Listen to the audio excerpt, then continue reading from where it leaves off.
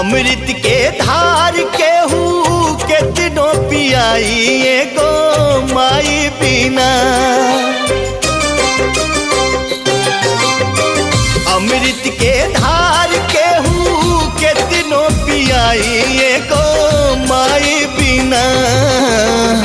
कैसे करे जवा जुड़ाई ये भाई एगो माई बिना।